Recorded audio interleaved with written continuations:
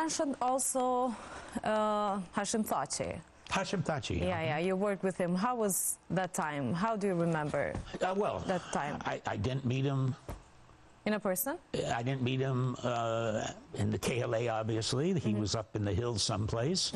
I didn't meet him immediately after the war.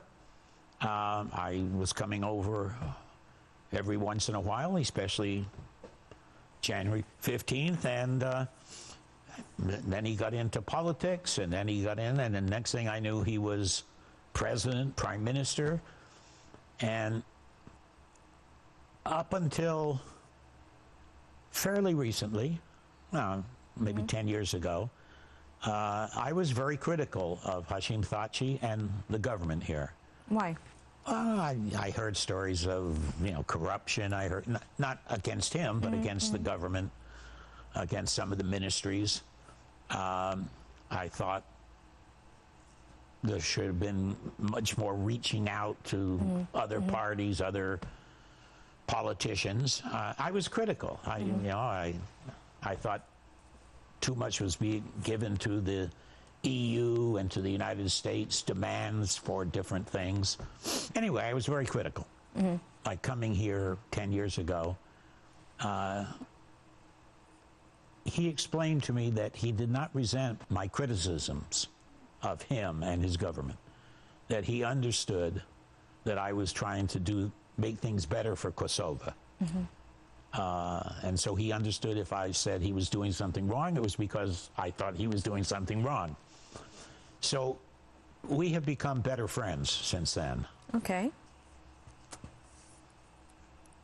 And then when he was taken to when he volunteered to go to The Hague, when he was told there was a indictment against him. As volunteering, because he volunteered. He stood up and said, okay, if you think I've done something wrong, I'm coming going there.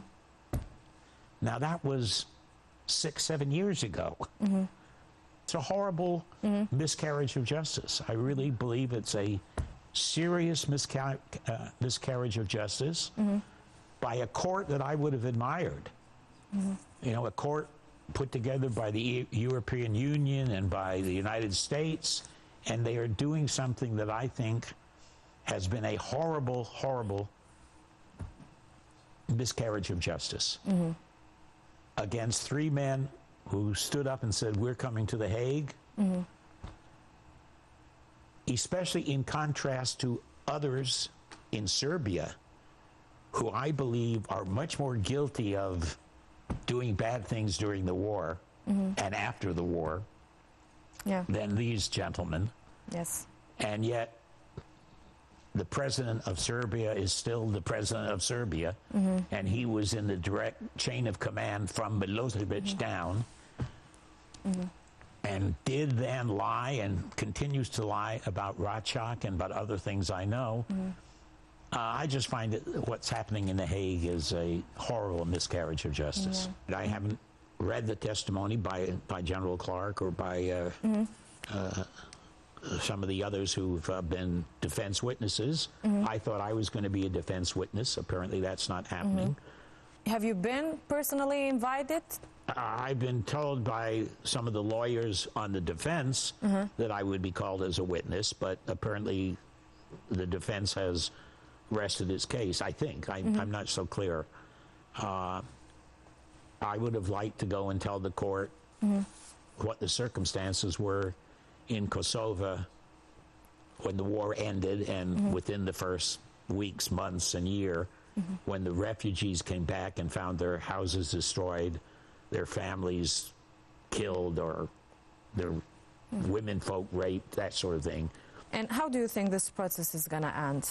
The process has started 10 years ago with investigations, and then the prisoners have been detained for 5 years or whatever.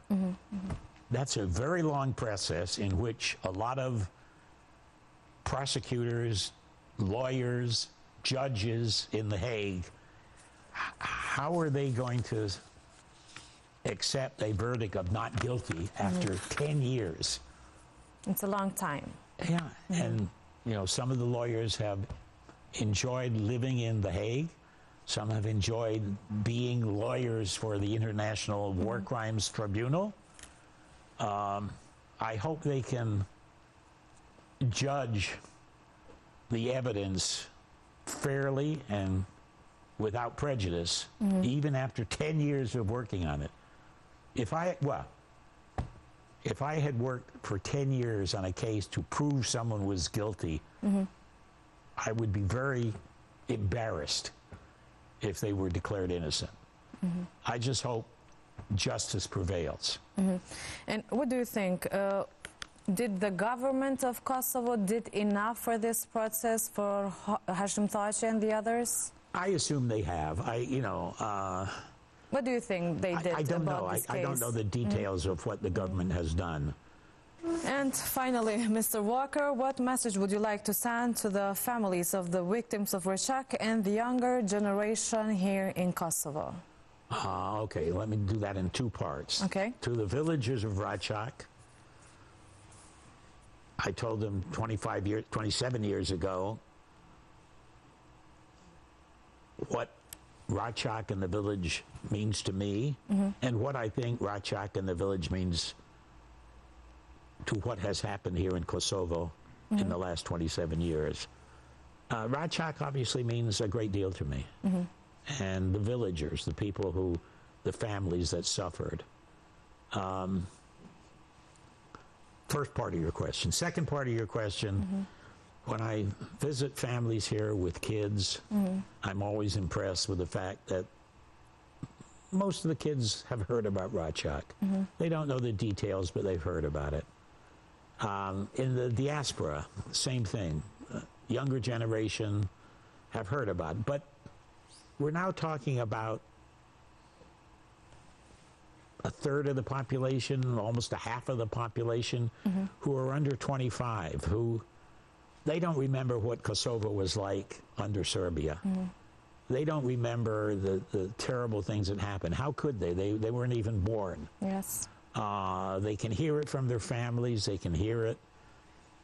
But they did not experience that. Yeah, it's not a personal thing with the kid. I mean, the kid is worried about football or worried about music or whatever kids around the world are interested in. But this history should never be forgotten. That's it should for sure. never be forgotten.